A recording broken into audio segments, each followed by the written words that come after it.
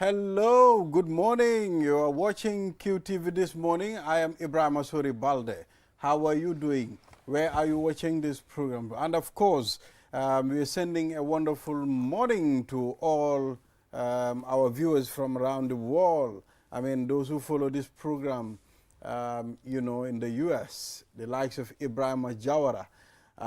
Ibrahim follow the program in the morning, or sometimes if he doesn't have the time to follow this program, he will follow it on the Facebook page, and then he will get back to me and send me some of the comments. And he was pinpointing some of the things we discussed here, I think yesterday. It has to do with the immigrants, the people that they wanted to deport from the U.S. and send them back to... one Gambian, because he protested about Palestine. Exactly. Right. Yeah, so he is very much interested, this program, and he follows it a lot. And normally, to extend my regards to Ade, Mr. Boy, I follow the program. Yeah, so good morning. And we send felicitations back. Felicitation. Yes, Yes, good morning, Mr. Ade. How are you? I'm very well.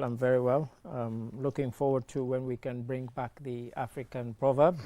That's one of my favorites. Bring back our girls. Bring back our African proverb. One of my favorites. Hashtag.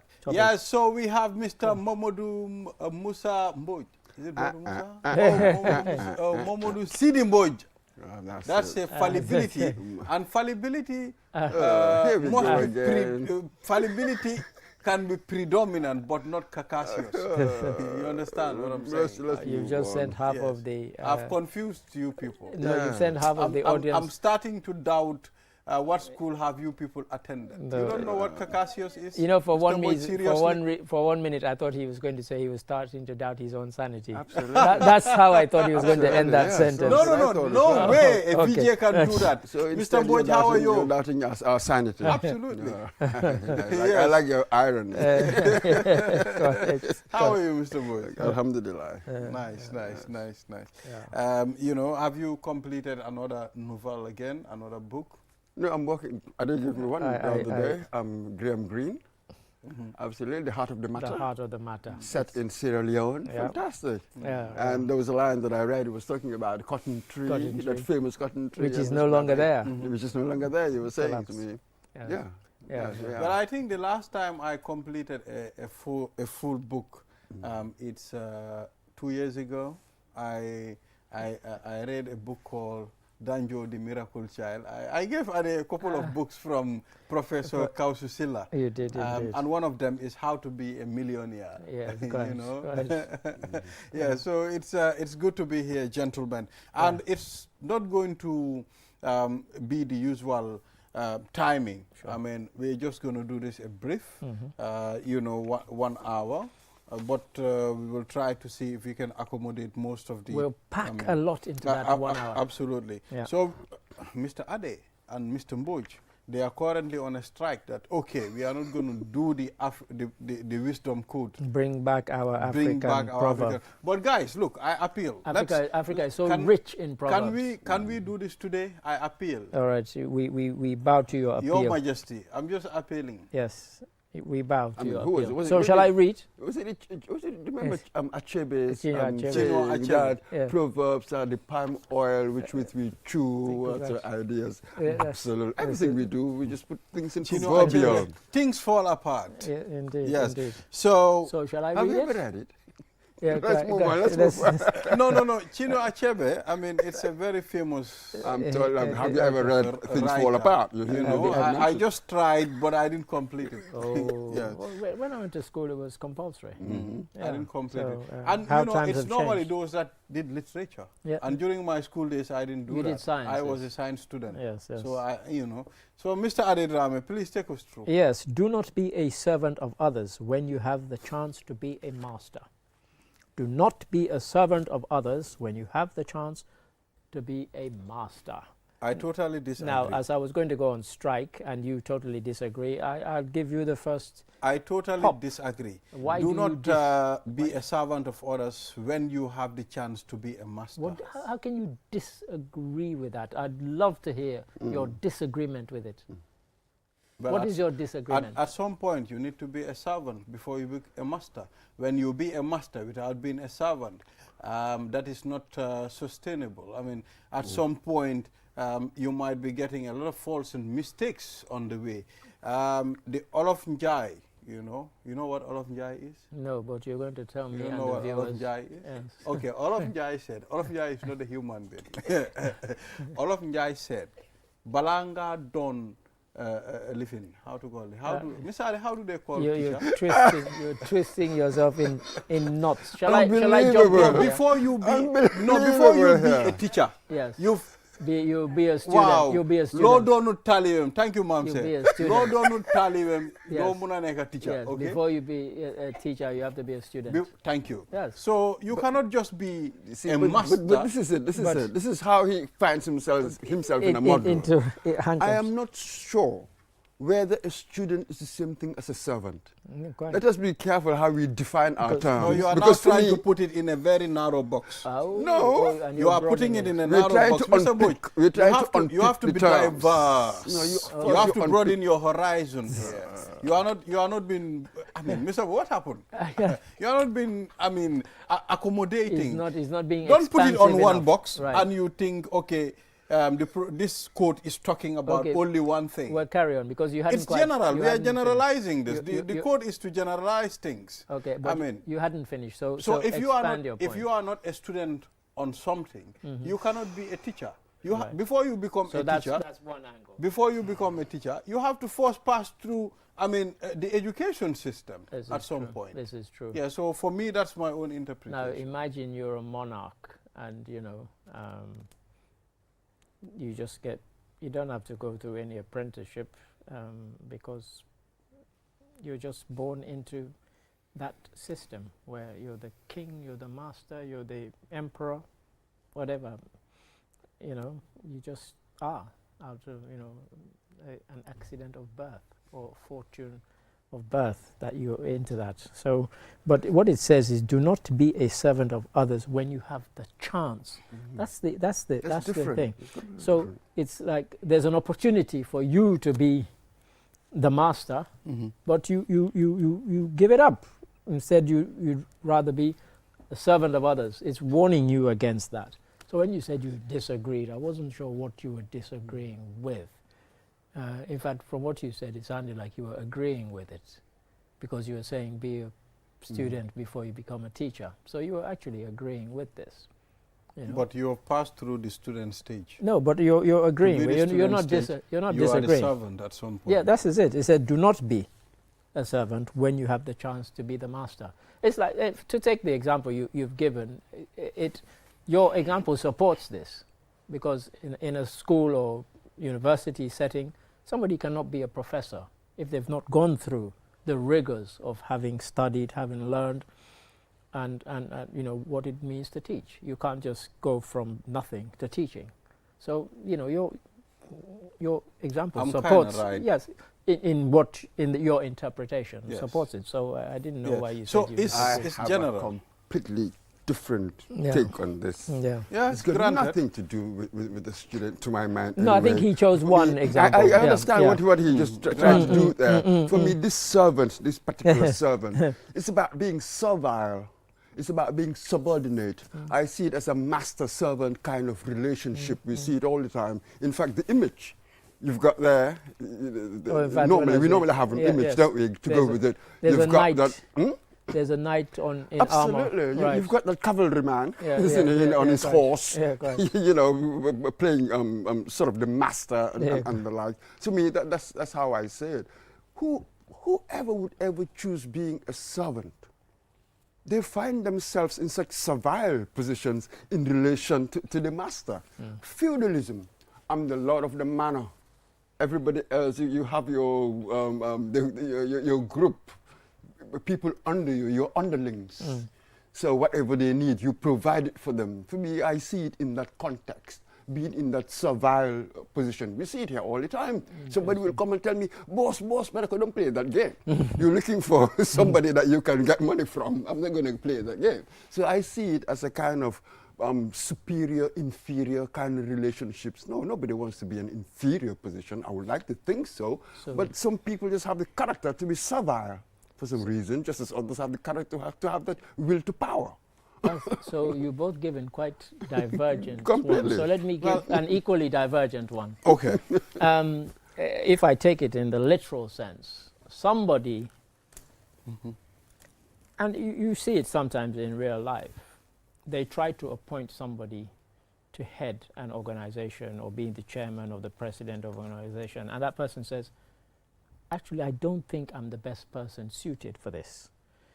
They could take it and fail at it, but they're honest enough to say, you know what, I'd rather be in the committee and learn how it is to govern, to rule, to whatever, rather than take the job out of ego because it's the big job, it's the one that everybody wants, but I'm not ready for it.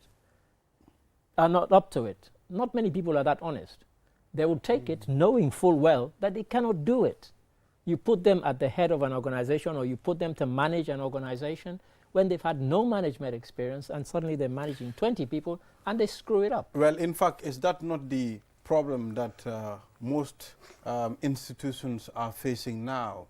I mean, you want to be on the top without going through the ladder. I mean, there is no shortcut to success. That's what I am trying to put across here. And I agree with Mr. Mboj at some point. But the proverb, this wisdom code, it's wide. You can put it in different contexts. We've all three have given different interpretations. It will fit there. You understand? But my problem here is I don't want Mr. Mboj to deny my own side. I haven't denied it. He's just giving his own. But I've not heard you saying I've accepted. Granted. No, I don't have to accept it. He's taking a I've contrary heard view. you, I've taken it on board, Yeah. and I've responded to it. Yeah. So I don't necessarily have to accept it. It doesn't work like that at all. So my point, Tolerance doesn't mean that you have to accept. My point doesn't hold water to you that much. Your point is your point. Yes. That's the most you can say. you know. All right, guys, thank you. I mean, yes, interesting. This is what it does. So it's like we need to still keep the wisdom quotes. Why not? Well, you know. They sound interesting. No, the wisdom quotes, what they do is they stimulate debate, and we've just had three quite different views. But we had the same with the African proverb. And the reason I liked the African proverbs, and we will definitely bring them back, is because, you know, and that's why I always used to say, which country is this from? Because it was nice. If you know, after you've interpreted it, you think, oh, okay. Because, for example, if somebody's talking about lions and giraffes, we don't have them here. But when you hear a quote that mentions lions or giraffes, you might have a sense of, oh, this comes from a country where, or elephants or whatever, you know, and they mention animals that we don't have in the quote, or they mention things that we don't have. They mention hills and mountains. You grow and live to be 150 years in the Gambia, you will never see a mountain if you never leave this country, because we don't have a single one. So, you know, these quotes, sometimes it's good to have a context. How, you know. Yeah, so it's important. Yeah. In fact, that African touch that we usually have on the program, you know, looking at an African child on your screen, you know, talking about something or trying to portray something, I think that touch also is very important. We're in Africa, you know. When I'm sitting at home in London, I'm watching the BBC, I don't see them putting African quotes on the screen. Confucius or Chinese or any, you know, they put their own. And in the language, sometimes it can be so aphoristic or epigrammatic, and the imagery, the imagery that they use is very African. Yeah. You know what I mean? Yeah. So there's a lot to these African quotes And than simply what they mean. Exactly. Yeah. So guys, we can proceed. Yes. Let's talk about music today. Food of love. Yes, let's talk about music. Be the food of love, then play on. I mean, I've taken my time. Last week, I was driving somewhere, and I, you know, went on the internet, search for olden days music, and I bumped into a music called Bembea Jazz. From Guinea. From Conakry. Guinea. Yes.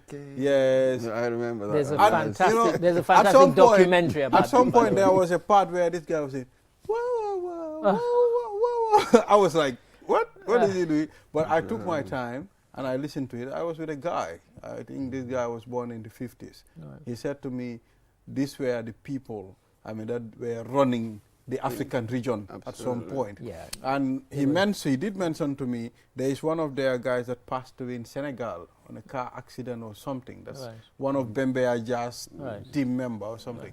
The music yesterday and today is totally different. All the kids sing today is nonsense. Hey, well, maybe that's a bit unfair. It's unfair. It's just too it's a sweeping. generational thing. Yeah, it's a generational But there's a thing. reason It's a generational I said thing. that. I mean, I've also listened to a song, you know, from a Gambian singer. In fact, according to what was said, I mean, allegedly he was arrested when he released his song. The recent one? Yes. Okay, right. You've heard about yeah, the song? of course, people have been discussing It was all but insults. but we've always, that's not new. That's not new. But I think it's a dangerous thing to start saying that everything new is rubbish. In fact, there's a song called Modern Music is Rubbish, and that's from 30 years ago. Because as each generation comes along, there are things that you find different that you don't agree with. Recently, there's been this whole debate sparked by Buju Banton, because they asked him about whether Afrobeats, with an S as opposed to Afrobeat, which is Fela's music, whether Afrobeats pays respect to dancehall music, because a lot of it is influenced, heavily influenced by dancehall. And he started swearing and saying, no, no. He said, with all the problems in Africa, all these guys are making is party music. People I think I watched the interview. Right. And which is interesting, because this is the same Buju Banton who, until he got enlightenment, was making all these rude songs. And I responded to him on his own page. I said, are you the same Buju Banton or are you somebody different? And I listed 12 of his songs, which are utter slackness. You didn't know a former DJ is the one sending those comments. Because I used to play your slack music in the nightclub. I said, so don't come and lecture us. I said, because everybody needs to go through their journey in the same way you went through your journey. And people started commenting and liking my comment. And it was on his own page, because I'm like, don't get sanctimonious when you were there once, when you were young. You've grown up and you've changed. And very simplistic as well. Yeah. I mean, we've got different styles of music, addressing, you know, different aspects of our lives. And we have dance music as well. You know, feel good kind of music as well. In Wolof, the Mbalach, the Yusunur, and Daga. That's it, you dance to that, you enjoy it. Now go to the Halam. It's completely different. More philosophical, thoughtful. So we've got different styles. So you cannot say that because we play Afrobeats, so Africans were busy just playing happy songs. Nope. Be careful. There is one aspect of it doing that. There are so many aspects doing different things. And very simplistic. It's simplistic. And I think the reason Buju Banton is angered is because these guys, who are obviously, when you listen to their music, they're obviously influenced by dancehall. They now are the biggest selling black artists in the world. They can sell out 100,000 crowd in Wembley Stadium.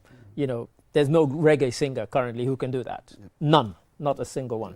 And yet you have all these Nigerian artists, they all go and they sell out 40, 50,000 seaters. So it's the gripe. It's the gripe. It's that, like, you know, we've missed our chance. And of course, one of the reasons why they missed their chance is because a lot of them were making very kind of homophobic music, and they got banned or cancelled even before we started using the term cancelling somebody. So, you know, a lot of them lost their careers, most famously or infamously, what's his name? Shabba Ranks. I actually watched that program live when Shabba Ranks was asked, you know, what do you think about homosexuality? And he said, you know, the Bible says these people should burn in hell.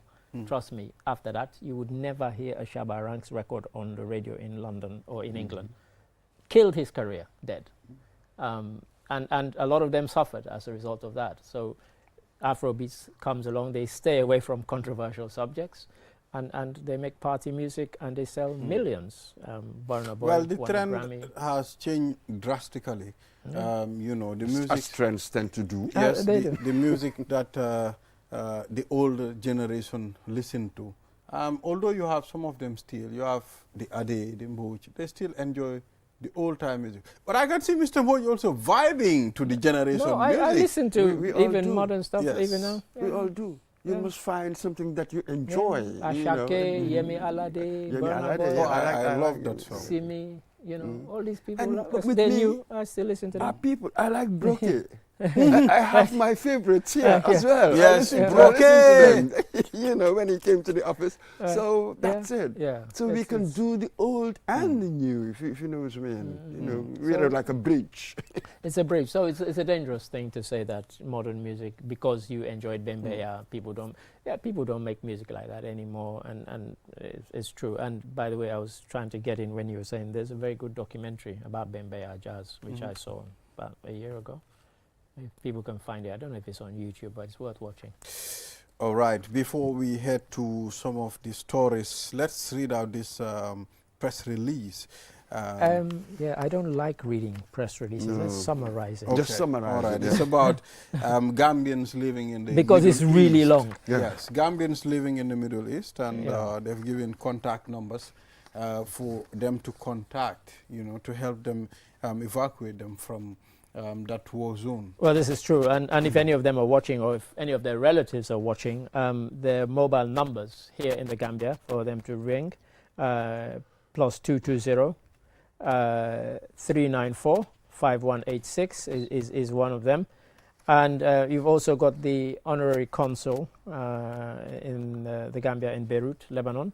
There are mobile numbers +961 76 885 400. I'll read that one again. +961 76 885 400 and 961 3 004 791. I'm reading those slowly, so if you're writing them down or you're not fast with your finger or your thumb. And then there's a WhatsApp message platform in addition, and there's also on the Ministry Diaspora website, this is the Ministry of Foreign Affairs, which is diaspora.gm, www.diaspora.gm.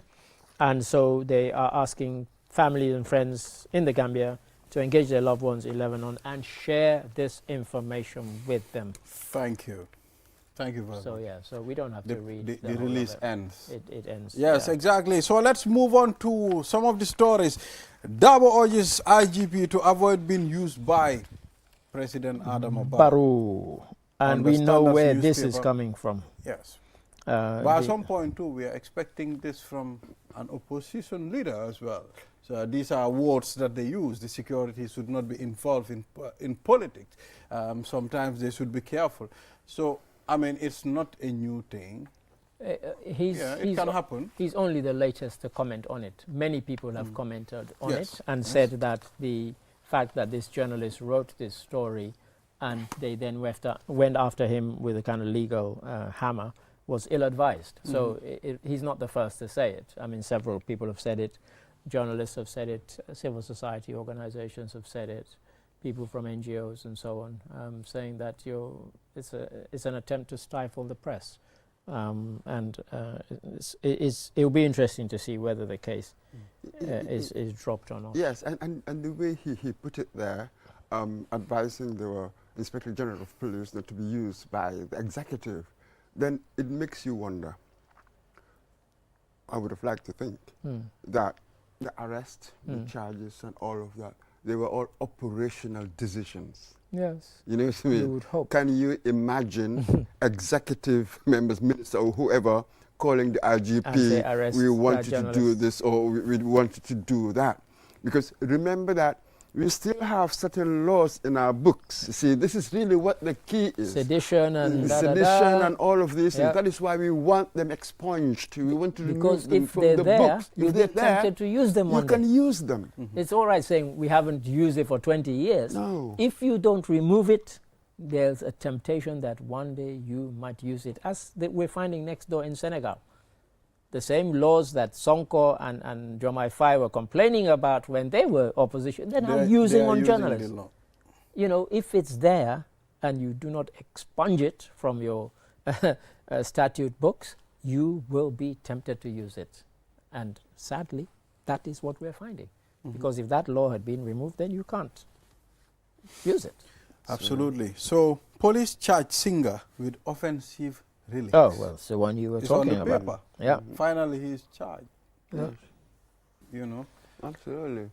So Now- this one is what? Inciting, I've read something, inciting a public alarm. That's right, You know, something like that. statement likely to incite public Incite, yes, alarm. yes.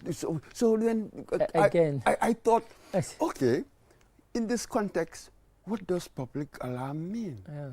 What would it lead people to do? To do.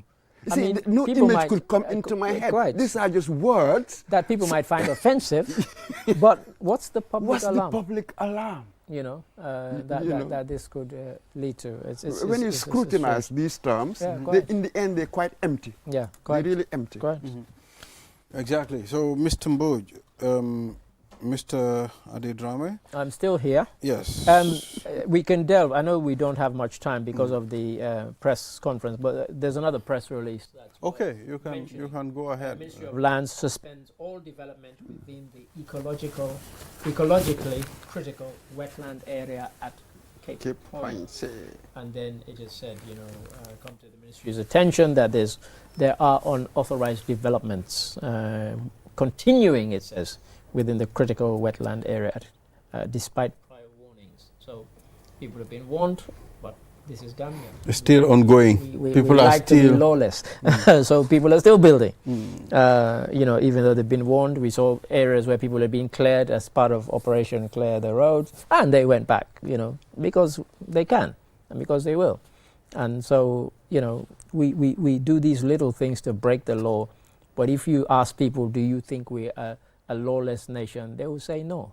But I would tell you this, and I've said it many times in the office. When you add up all the laws that we break, from driving on the wrong side of the road, from not stopping at places where we do have traffic lights, to driving at night with no lights on your cars. Littering our Those are all streets. tiny little things of breaking the law, and they amount to hundreds. But we don't think of ourselves as a lawless nation, and yet we are. And so when people have been told, despite prior warnings, according to this press release, it says the prior warnings, there was a press release issued May the 10th of this year. And it said, despite that, people continue to build in an area where they had been told not to build. And they do it because they think they can get away with it. So this is our problem. You see, when it comes to laws, the people must really agree. We don't. It seems that what is convenient for me, that's what I want to do, that's it. So regarding the law, there's a way that we can negotiate it. You know what I mean? That patronage, that network. So that we can walk sensibility of around it at patronage, some we can point. always work I'll sit at home, about pay it. somebody, and I'll get my driving license without taking a test. Absolutely. And we think we do that with a clear conscience. That's abominable, but we do it. And we know people who've done it because some of them have Well, admitted. those are small things that we tend to think they are small. That's but what they I'm are very saying. dangerous. That's what I'm saying. They will add up. You know, but those are things too that the law cannot do anything about. The people need to uphold. As he said, we need to. But this is really where the contentious for me issue is. Somebody just need to be firm. Perhaps you're a Kagame or some really authoritarians can really make a change quickly. It's just that we don't want to go that route. We want to go the democratic route. Now, that's going to be slow and messy. One step forward, maybe 2 steps back. That's how democracy works. I always quote Kwame Anthony Appiah, the Ghanaian philosopher, in his book, In My Father's House, analyzing this very concept, this very phenomenon itself. He actually calls it, the subheading is Africa in the Philosophy of Culture. So we've brought in all these laws, inherited from the colonial period and all of that. But it's just a thin crust, upper crust, really, thin crust. We are more exercised. We are more interested in our traditions, in our norms. These are the things that we don't want to break because of how society will look at me, stuff like that. But regarding the laws that I've written down, we just ignore them. We can play around with them all the time, and that's exactly what we've been doing. That's why our institutions are not working. We don't believe in that kind of law. No, we cannot. We are not that kind of people. We are not applying the laws. We are not. want to do it our own way. We are not. And there should be laws that govern a particular place at some point. But attitudinal change is very significant when it comes to this. But let me tell you, attitudinal change at some point too can be very boring and painful? It depends. If you get a society that you can bring along because they can see that there's a vision, because it's no good telling people don't do this when they see you doing something far worse. You know, don't steal from the corner shop when you're stealing millions or billions of dollars. You know, then they're not going to take you seriously. You know, they'll just laugh at you. You need a society to believe in something. Since I've come here, one of the things that I've been banging on and on and on about is this kind of civic education. You know, we do not respect the civic space, which is the space that we all share. The roads, the streets, the parks, whatever. You see people walking along, they finish their afra, chuck it on the floor. They finish their cafe tuba, you chuck it on the floor. You're disrespecting the public space. It belongs to all of us, not you. And I mentioned last week as I was driving, this guy with great force threw his Red Bull, empty can of Red Bull across the road, and I started beeping my horn at him. And he thought, as usual, that I wanted to overtake, and he didn't. So when he stopped at the sleeping policeman, I pulled up alongside him. I said, I wasn't beeping. I said, I was beeping because of what you just did. He said, what did I do? And then, unfortunately, we both had to drive on. You know, but I wanted to tell him, you just threw that can across the road. And look at it. There's lots of debris there already, so you know it's not going to be swept up. Why are you adding to it? Let me give you my experience last night. You know what happened last night? I was sitting in the back of the car, and there was a chap sitting next to me, and he's got the coffee tuba cup. When he finished drinking it, so there was the middle seat. Then he sort of said to the woman sitting in front, said, "Please, can you throw it off me?" The woman said, "No, I cannot do that." And then he agreed and said, "Actually, that's not on. Shouldn't do it." Then I really wanted to come into the conversation. No, I'm not going to come into this because I cannot understand. I cannot digest this double think. You know that you shouldn't do it. Just agree. But why are you doing it? It's always almost like a reflex. Or we have a lot of work to do in really changing certain attitudes and certain reflexes. Well, you know, change. There's a lot of work to do. You talk about change, most people talk about, okay, there should be change in this country, the way things are moving. I think when we talk about change, the mental picture that we have is the government of the Gambia changing things for us. Rather than us changing ourselves. My brother, the change starts somewhere. It has never happened. We are the government. We are the Everything government. begins with us. The only reason why the government is what it is because of what we are. I mean, I cannot be one thing, and then you expect me once I go into government, I become something else, a kind of metamorphosis. I'm like, please, it doesn't happen. We've never seen it anywhere. Show me. In history, show me. I haven't seen it. Well, most people complain. This country is the country is hard. But they don't think about all the things. The government should do something for us. But they don't think about all the things that they could do or should do. Take that same person, go and give him or her a position in government. Overnight, he becomes exactly what he condemned before. But you know, President Adama Barrow responded. He said, Barrow will not go to your homes and give you depends, give you feast money. And it's true.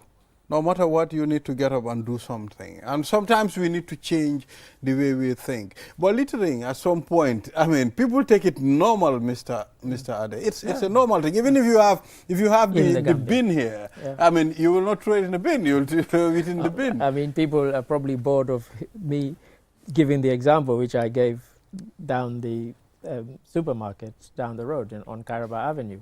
I opened it up to put in the orange that I just finished squeezing and sucking.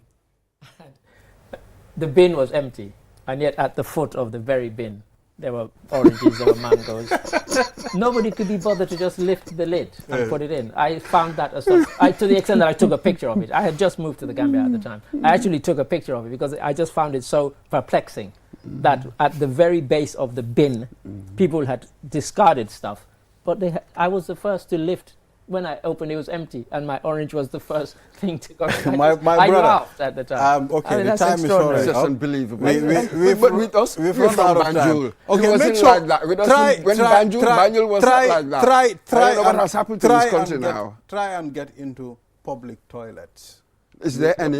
You will be amazed. Where's the public toilet? Where are they? At least in Banjul we had one. Yeah, we have them. We have them still in Banjul. We have them at the Gambia Ports Authority terminal. I'll go and check them. Well, that's what I mean. Friend, but anywhere I else, can you see public toilets anywhere else? There. No, just to do a story, a news You story. can do a story on that. Thank you. Yes, so viewers will take a short break. Mr. Boj, thank you very much for reviewing some of these stories with us. Pleasure's all mine, Mr. Ballet. It's always good to have you here today. Today, okay? You said I shouldn't say always. All right. So viewers will take a short break. After the break, we'll talk to the Gambia immigration. And we have a lot to discuss when it comes to refugees, in the Gambia. And of course... more than people imagine. Exactly. Yeah. So there are other important things they can share on this program. Mm-hmm. So on that note, we'll be right back. A Q Smart and in Q Smart Plus na falie hade natal seniaringol set aka wallata akata bake yenyin soto kat ko mobile tariyarim ba andum foka pare ala batterio beta la wati jande aka ji Q Smart ye 5.9 immersive display la soto nyindu mu dalasi wuli sabanin kemenani da malati ni mobile o nyin sang iba bondulo soto la min tata for 15 GB andung kemeni muang free talk time fanam betara yele warning keme saba SMS o foka pare nyimbe mu free lati ni mobile o nyin sang walante fana ni lafta Q Smart Plus la wo fanam bijele ice screen warman bala soto minketa 6.5 inches te anin dalasi wuli nani damma isa nyi mobile o soto no andu foka pare afana ni bundle package ole nata iba 30 GB data soto la yekeme saba SMS o soto ani yekeme ni muang talk time soto nyimbe dun hani feng ita jula kana tukoma ila Q Smart ni ila Q Smart Plus soto B kabo Q Cell isa nyi mobile o soto no B na customer care belt o mimba nyi banko kan momo lafta kuma ko yo moy la nyinto isa na customer care bunjulola ni 111 Q Cell suñu boss dole silo walang dole abulan numa nyindum ani sartole nata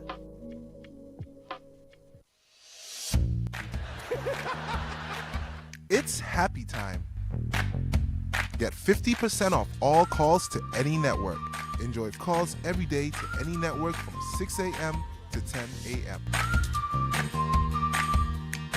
Is it too good to be true? QCell. We innovate, others follow.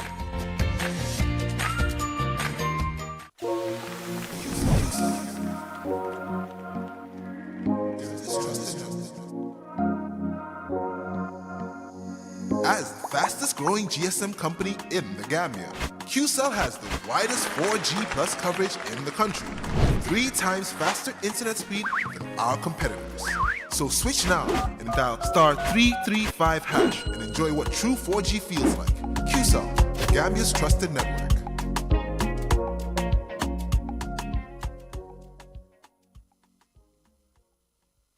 QCell, the fastest growing network in the Gambia, now presents to you the eSIM. QCell's eSIM allows you to electronically scan a code and join the world of digital SIM cards. Customers with physical SIMs can easily switch to the eSIM as well. So rush now.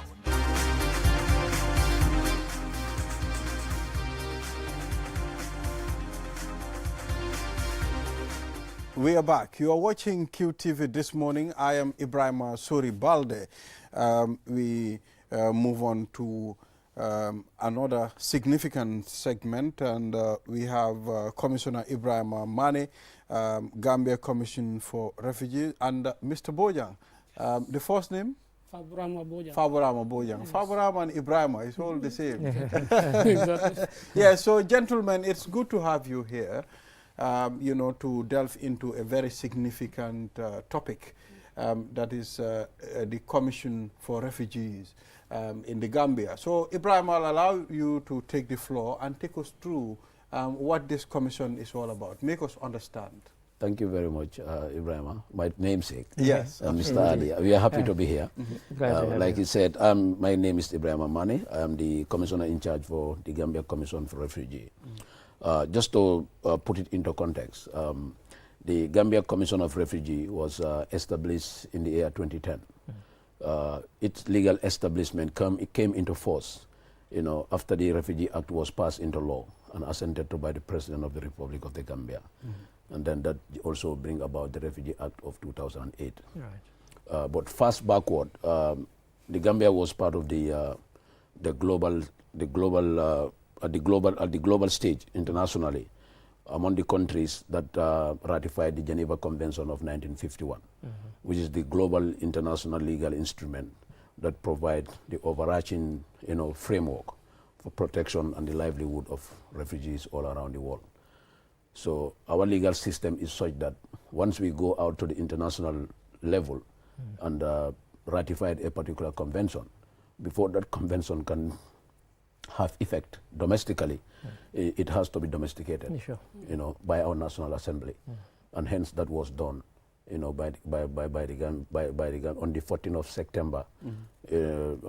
of September, 2003. Okay. That was done. So it was as a result of that domestication that we have the Refugee Act of 2008, Right. and hence the commission is established. The commission has its headquarters in Banjul, Right. and operationally, it is under the Minister of Interior, under the purview, the supervision of the Minister of Interior. Sure. In terms of the funding of the commission has its funding budget support coming from the government, who has since been very committed since the establishment of the commission in ensuring that the commission has the right capacity, the right human resources, the right tools in terms of fleet, office equipments, and all other things to ensure that effectively and efficiently we are able to discharge our functions. Of course, away from government, we cannot forget our partners, our international partners, that is the United Nations High Commission for Refugees, who has its subsidiary office based in Dakar that is overseeing Gambia, Guinea-Bissau, Senegal, Conakry, Ghana, Sierra Leone, Freetown, Sierra Leone, Ivory Coast, and of course, Cape Verde. They are overseeing all these countries based in Dakar. That's what we call the MCO, multi-country office, overseeing a number of countries. Initially, in the last 5 years or so, UNHCR used to have its permanent structure in the Gambia. I was going to say, because before we get into it, when you talk about domestication, before it was domesticated, I think UNHCR took the lead. Exactly. Because in the 90s, when the civil war was on in Sierra Leone, I came here about 3 times to do stories about the Sierra Leoneans who were here in refugees, and I think it's the largest number of refugees ever that the Gambia has taken in during that period. They've numbered several tens of thousands. I mean, in fact, some of them are still here. They've never gone back because they liked the Gambia. But then it was UNHCR that took the lead. So I just thought worth mentioning. Yeah, that was. That, but because of as a result of its UN as the UN organizations are emerging, the numbers are increasing. The demands is becoming also increasing. Sure. Financial burden of the UN is becoming more and more cumbersome. So the UN task wind down, UNHCR in particular, has wind down in a number of countries. So what they are doing, they are taking a more of an integrated approach where they will be based in one country and then they will be providing support through coverage, through local refugee commissions, and they will be partnering with them while they will be providing funding, technical support, capacity, and all other stuff. Exactly. I mean, Faburama, let's move on to the current status of refugees in the Gambia. So we want to know, what is the current status? Currently, we have about 4,352 refugees in the country now, of which they have come from within the sub-region, some beyond. But the greater percentage of the refugees in the Gambia here is from Senegal, our neighboring countries, which we have at least about 4,000 of them in the country. Yes, That's a lot. Yes. Yeah. So when we say from Senegal, do we mean Senegal generally, Casamance particularly, or what's the split? Particularly in Casamance. But there are others that come beyond Casamance, but within Senegal. Right. Yes. Okay. Because I think people sometimes find it hard to believe that we have that number of refugees, or that number have come from Senegal, particularly because, the country is very closely linked. People can come and go. And so when people talk about refugees, they normally think of somebody who's fleeing something or so. But of course now, or something. but now it's broadened to include economic as well as political. So, if I may come in, for people moving based on the economic reason, it might not be considered as a refugee, just a migrant. It's migrant. Yeah, quite. For refugees, they are forced to leave their country. Due to the Gambia. Any country. Maybe the natural disaster or man-made disasters. Right. Yes. All right. So, what legal framework is put in place to protect the rights of refugees in the Gambia? Okay.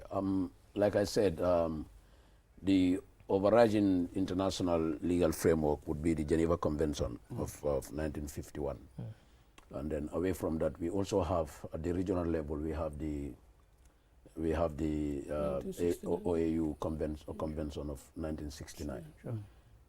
Away from those are the at the international and regional level, those are the key legal instruments. But of course, domestically back home, away from the Constitution, where we have our Bill of Rights, it does not give regards whether you are a refugee or not. That is for the enjoyment of the fundamental human right for everybody. So away from that, we also have specifics to refugee. That's the Refugee Act of 2008. So that's the main legal instrument that we are working with to ensure that we are able to give the refugees the rights that they deserve.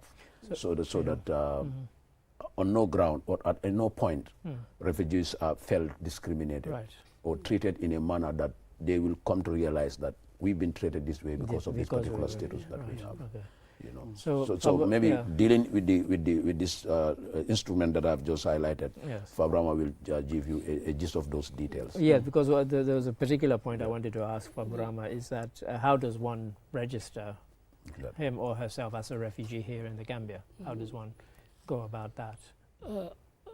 Registration process of an asylum seeker, the moment he comes into the country, the first thing that we do, we advise the individual to write his story. You write the claim, the reason that prompted you to leave your country to seek protection in the country. So this story will be looked at by we have a special committee on the GCR called Eligibility Committee. This committee comprises of the protection officer, assistant protection officer, the registration officer, and community service. So when he comes, you go to the registration desk first. The registration officer will register. Based on your claim, register all the information in the progress. This is a system that can be accessed by the users at any time or anywhere you are. Just have the network. You can have access to the information on the refugees in the Gambia.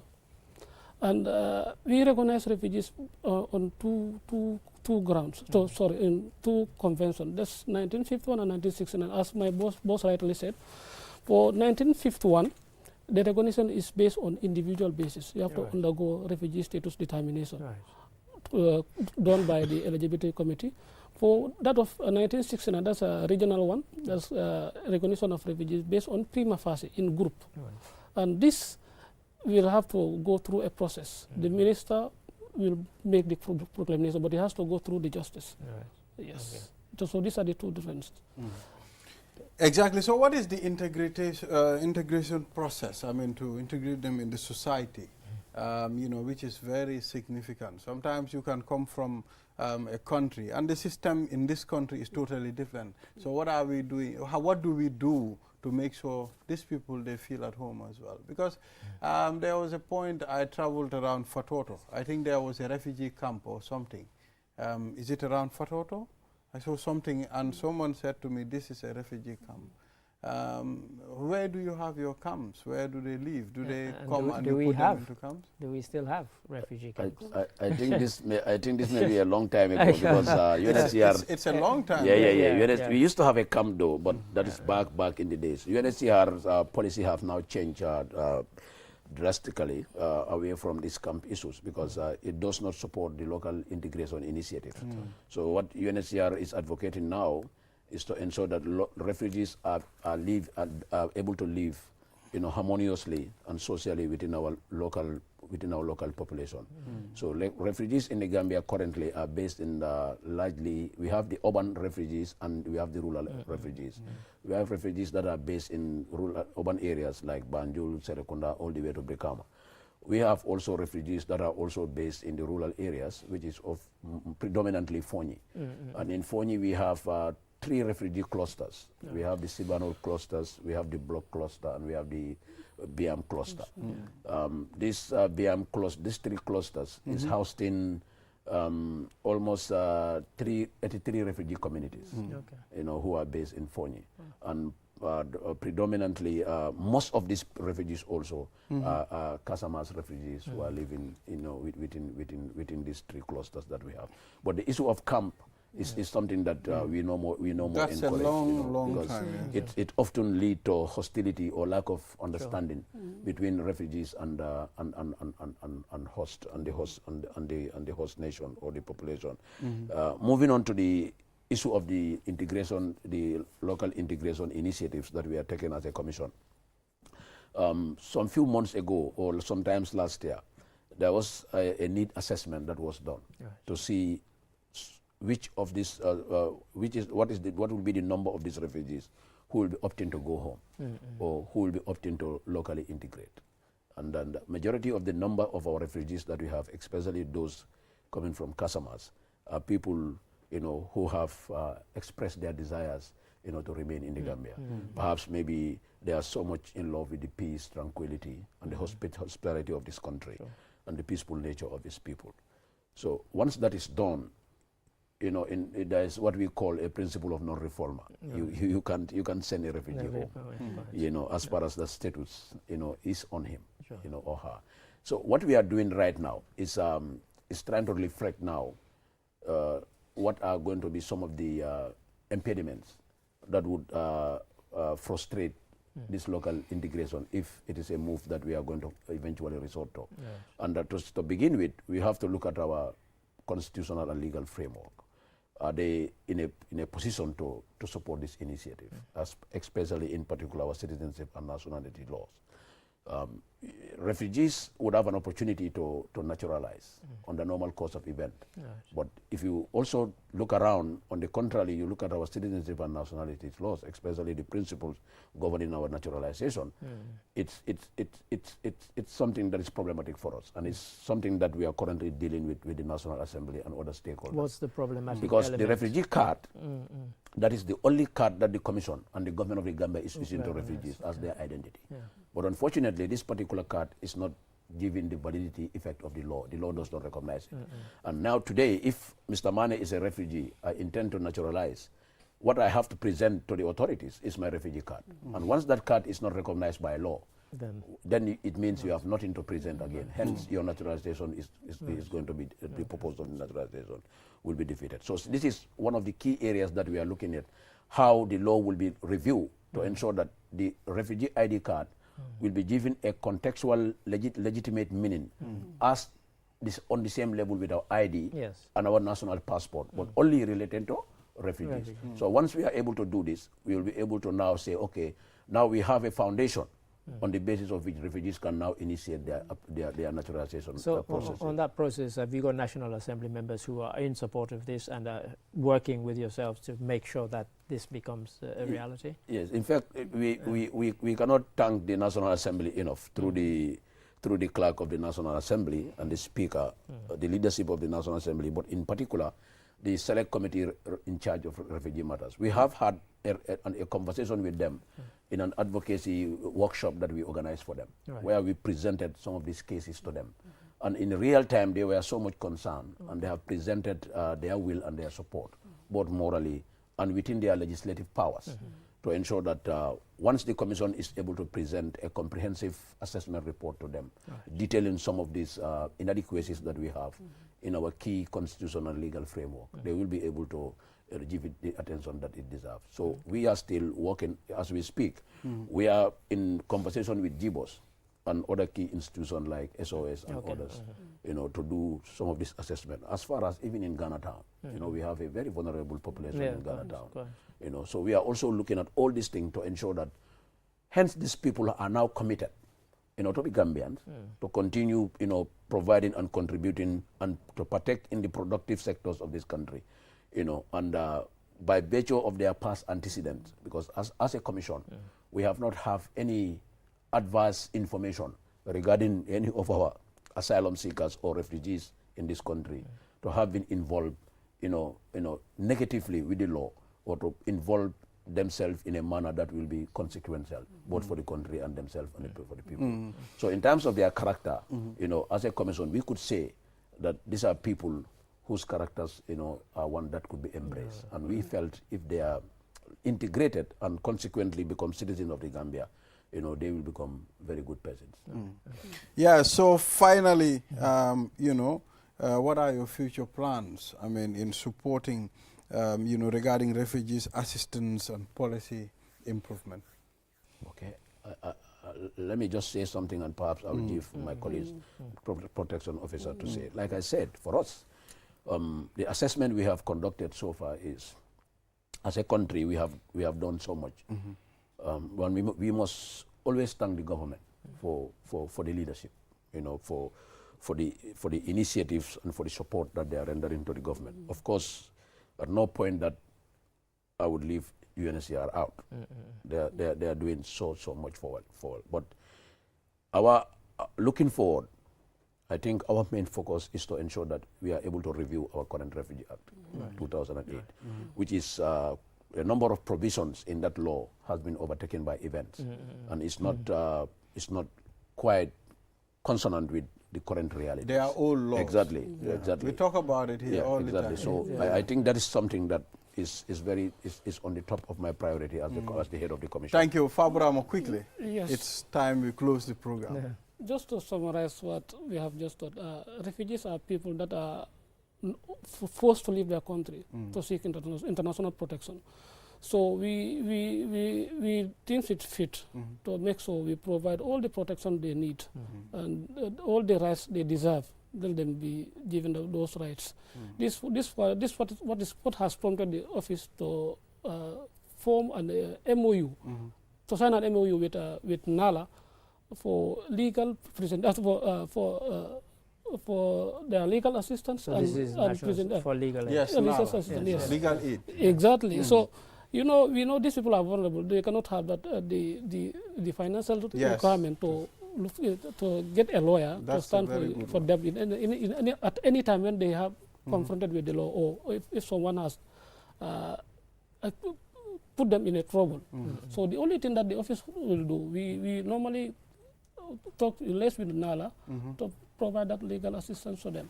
And then in our quest to find durable solution to refugees, local integration is one of the key things that the commission is looking at it now. We have gone far. We have done assessment on those that will be opted for local integration, and the statistics is with us, and we are now, as my boss rightly said, we are now relying on our legal system to make that adjustment on the legal gaps that we have, so that these people can be legally recognized as Gambians as they wish to.